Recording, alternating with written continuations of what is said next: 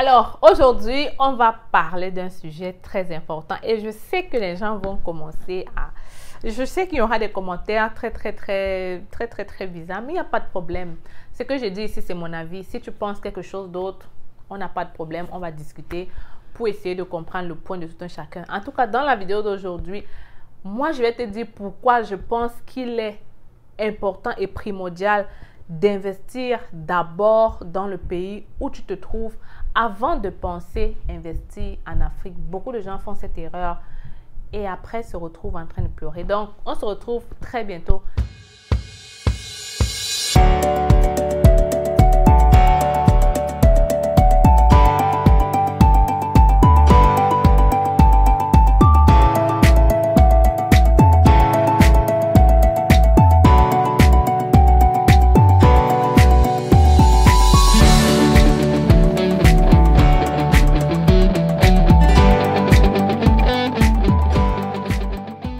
Alors, j'espère que vous allez bien. J'espère que vous avez passé une très belle journée. Aujourd'hui, je reviens avec cette vidéo, un sujet très intéressant qui va sûrement... Ok, je sens que les gens sont en train de bouillir là derrière. Mais vraiment, écoutez la vidéo jusqu'à la fin pour comprendre mon point de vue. Donc, c'est le moment de prendre une pause. Assieds-toi devant ta télé, prends ta tasse de café et discutons ensemble de ton mindset, discutons des idées de business pour que enfin tu puisses réaliser tes objectifs. Ok, alors je suis Stell Difa, arrivée au Canada, ça fait déjà 8 ans. Je suis investisseur immobilier. Je suis vendeuse Amazon. Et je suis entrepreneur en fait. Donc, alors la première raison pourquoi je pense qu'il est important d'abord de penser investir, entreprendre dans le pays où tu te trouves, c'est pour quelques raisons. D'abord, sachez que je suis vraiment en train de parler d'une personne qui a, comment je vais dire ça? Une personne qui a la possibilité, parce que je peux comprendre que dans d'autres pays, par exemple, on n'accepte pas que les immigrants peut-être entreprennent ou alors pour X ou Y raison, tu n'as pas le droit, peut-être tu as des problèmes de papier encore, tu ne peux pas. Là, je parle vraiment d'une personne qui a toutes les possibilités. Il a les papiers, le pays accepte les gens d'entreprendre. Il n'y a pas de problème à ce que les immigrants entreprennent, ok? Principalement, dans la vidéo d'aujourd'hui, je vais parler du Canada, ok? Donc, les exemples que je vais prendre vont se concentrer sur le Canada. Alors, pour moi, il est important d'abord d'entreprendre là où tu te trouves. Pourquoi? Parce que quand on veut entreprendre, quand on veut devenir entrepreneur, ça demande beaucoup de temps, beaucoup d'efforts. Et comme les gens ont l'habitude de dire, et c'est très vrai, pour surtout ta première entreprise ou alors, ta première entreprise, il est préférable donc que tu sois le maître, donc que tu sois là tout le temps pour t'assurer que les choses vont très bien aller. Tu dois être là tout le temps. Donc, voilà la première raison.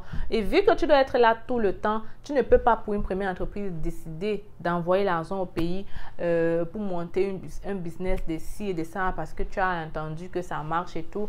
La plupart du temps, ça tombe très vite.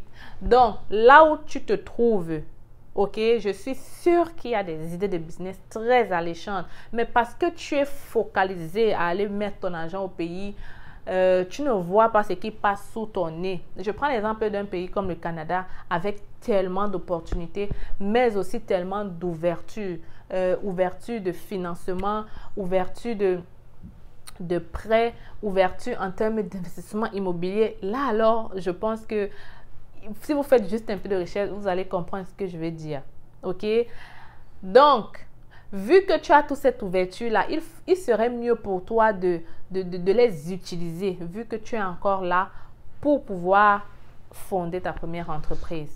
Ok? Donc, c'est que tu ne peux pas prendre toute ton épargne, tu ne peux pas prendre tout ton salaire, tout ce que tu as réservé dans ta vie pour donner au pays afin que quelqu'un d'autre gère pour toi. Tu ne peux pas faire ça. Ok, clairement, tu es en train de te jeter dans la gueule du loup. Ok, ce que je te conseille de faire, c'est de regarder vraiment une idée de business là où tu te trouves. Et tu vas voir qu'il y en a tellement. Des choses que les gens disent souvent que non, dans les pays ici, là, tout est déjà fait. C'est pas vrai en fait, tout n'est pas fait. Il y a peut-être quelque chose que toi aussi tu peux apporter en plus là où tu te trouves et ça peut peut-être aider. Le problème avec les Africains, quand on est à l'extérieur, c'est qu'on se focalise sur les mêmes idées de business. D'ailleurs, j'ai fait une vidéo qui te parlait des gens qui veulent tous se lancer dans la restauration et qui font les mêmes choses. Et pourtant, il y a des opportunités. Mais les gens se disent souvent que non, c'est impossible pour moi. Ça doit être très difficile. C'est réservé aux Blancs. Ce ne sont que les Blancs qui ont la possibilité de faire ça. Ce sont eux juste qui peuvent avoir des prêts financiers. Ce sont seulement... Non, c'est pas vrai. C'est pas du tout vrai. Moi, je prends l'exemple d'ici. Quand nous, on a acheté notre duplex, les gens ont dit, ah ouais?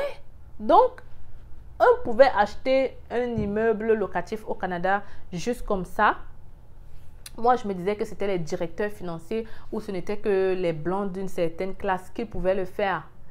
Pourtant, tout ce qui a manqué, c'est la recherche. Les gens ne font pas les recherches. Voilà pourquoi les gens pensent que c'est impossible. La plupart du temps même, c'est juste une appréhension. Mais quand tu entres vraiment dans le secteur, tu vas comprendre que c'est très ouvert à tout le monde. OK? Donc, moi, je pense réellement, quelqu'un qui est ici, qui est en Occident, en Europe, partout, qui a quitté son pays, vraiment, il serait mieux pour toi de prendre l'épargne que tu as fait pour créer quelque chose que tu peux voir chaque jour, que tu peux manager, que tu peux gérer toi-même. Mettre ta confiance sur quelqu'un pour ton premier investissement ou ta première entreprise, pour moi, ce n'est pas la meilleure solution. OK? Peut-être après, quand tu auras maintenant des retours sur investissement ici, quand tu auras beaucoup plus d'entreprises ici, tu pourras penser à aller maintenant investir en Afrique et tu vas voir que ce sera même plus facile aussi. Pourquoi? Parce que tu auras déjà acquis une certaine expérience en tant qu'entrepreneur. Parce que oui, les erreurs que tu fais au début de ton challenge, ce ne sont pas les mêmes que tu vas faire 5 ans plus tard. Donc, l'expérience que tu auras acquis quand tu auras commencé là-bas en Occident, quand tu auras commencé dans ton pays, ça va te permettre que plus tard, lorsque tu vas arriver en Afrique, tu pourras mieux les appliquer et tu vas voir, ça va porter plus de fruits. Donc, s'il vous plaît, quand tu as ton argent, regarde d'abord autour de toi. OK? Peut-être tu regardes, tu ne vois pas, mais au moins, je demande quand même de regarder autour de soi pour voir qu'est-ce que tu peux faire pour améliorer la vie ou alors pour te faire plus d'argent. Et habituellement, quand tu regardes là avec eux, et surtout si tu es un œil entrepreneur, tu vas voir qu'il y a tellement de possibilités. Et pour ceux qui sont au Canada, je vous assure, il y a trop de possibilités. Le Canada est ouvert, la douane est moins chère. Il y a tellement de choses que tu peux faire étant au Canada que je pense qu'il n'est pas bien de directement prendre son argent pour se lancer en Afrique. Les gens qui, par exemple, sont ici, construisent leur première maison en Afrique, je ne sais pas c'est quoi les raisons. Moi, je dis quand tu es vieux, oui, mais sinon, je ne sais pas c'est quoi la raison. D'ailleurs, pour un entrepreneur, aller construire une maison comme ça, je ne sais pas. OK? Donc, voilà, je voulais partager ça avec toi aujourd'hui. La vidéo ne sera pas longue. C'était juste pour dire aux gens, parce que j'entends beaucoup de gens faire ça. Et après, comme hier, par exemple, je discutais avec une personne qui me disait, moi, j'ai déjà fait 3 business en Afrique et ça n'a pas marché. Et puis, je lui demande, mais pourquoi tu ne fais pas ces business-là ici? Il me dit, non, je ne peux pas. Mais pourquoi tu ne fais pas? Il n'a pas vraiment une réponse. Pourquoi? Parce qu'il n'a jamais pensé à le faire. Donc, la vidéo d'aujourd'hui, c'est pour que vous qui êtes là, que vous pensez au moins que c'est possible, que vous faites quand même des recherches avant maintenant d'abandonner. OK? Alors, je vais m'arrêter ici. J'espère que la vidéo t'aura aidé à mieux réfléchir. Donc, on va se retrouver très bientôt dans une autre vidéo. Bye!